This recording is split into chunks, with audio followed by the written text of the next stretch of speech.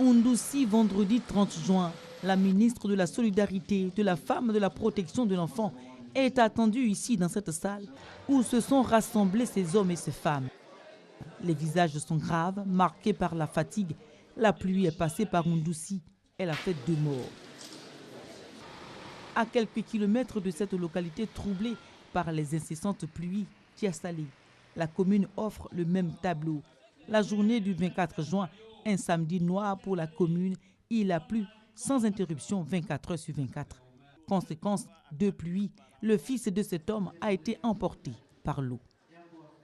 Ils étaient allés au champ pour aller chercher de la nourriture. Quand ils venaient, il pleuvait. En venant, ça, la pluie les a pris. Face au drame, la réaction du gouvernement n'a pas tardé. Certains parmi vous qui ont perdu des biens, des papiers, il y en a qui ont perdu leur maison, il y en a qui malheureusement ont perdu la vie. Et en pareille circonstance, ce que nous savons faire le mieux en Afrique, et en Côte d'Ivoire particulièrement, c'est Yako. Kwakossou, dans le département de Divo, est sur l'eau. 2 morts, 50 habitations détruites, 48 familles touchées, plus de nourriture, plus d'eau potable, pas de documents administratifs. Tout a été enseveli dans l'eau. Et c'est ce marigot, ce voisin silencieux de Kwakossou, qui est à l'origine de ce que vivent les villageois. Je regarde, les maisons se cassent.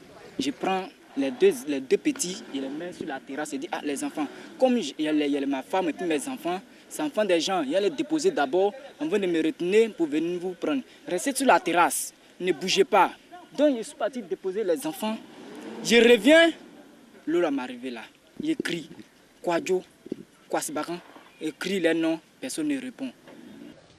Une crue exacerbée par les abondantes pluies de ces derniers jours. Les habitants de Kwakossou ne veulent plus cohabiter avec le dangereux marigot. On ne peut même plus rester là.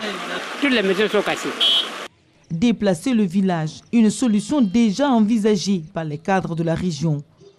Les gens ne vont pas se déplacer complètement du site, mais on va voir les points qui sont un peu plus éloignés du fleuve, de sorte que les populations puissent s'installer. Nous allons donc les aider dans ce sens.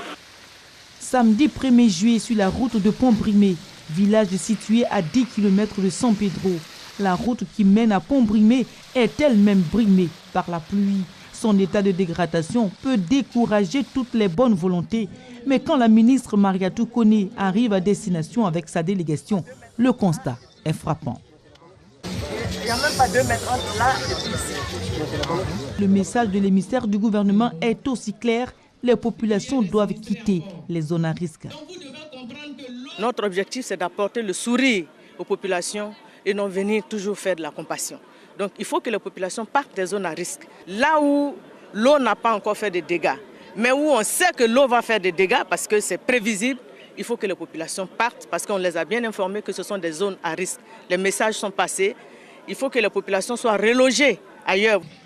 Le village de Pont-Brimé est situé entre les eaux, comme à Kwakossou. Ici aussi, le déplacement du village s'impose. Nous allons travailler avec les chefs, les propriétaires terriens, afin de pouvoir trouver des sites et faire déménager nos populations. Les préjudices subis par les populations sont énormes. La ministre de la Solidarité tient à rassurer les populations de la volonté du gouvernement de les soutenir. Et ce, depuis le début des intempéries à Abidjan, comme dans les autres régions du pays. Nous avons apporté le réconfort aux familles de 7 personnes qui sont décédées, aux victimes de 217 maisons effondrées, à 103 blessés et à 433 familles sinistrées pour un montant total de 75 200 000 francs CFA pour cette deuxième phase. La corde de la solidarité de l'État ne sera pas rompue. Le gouvernement apporte certes de l'espoir et du sourire aux sinistrés, mais il ne saurait arrêter les effets pervers du changement climatique. C'est en cela que le déguerpissement immédiat des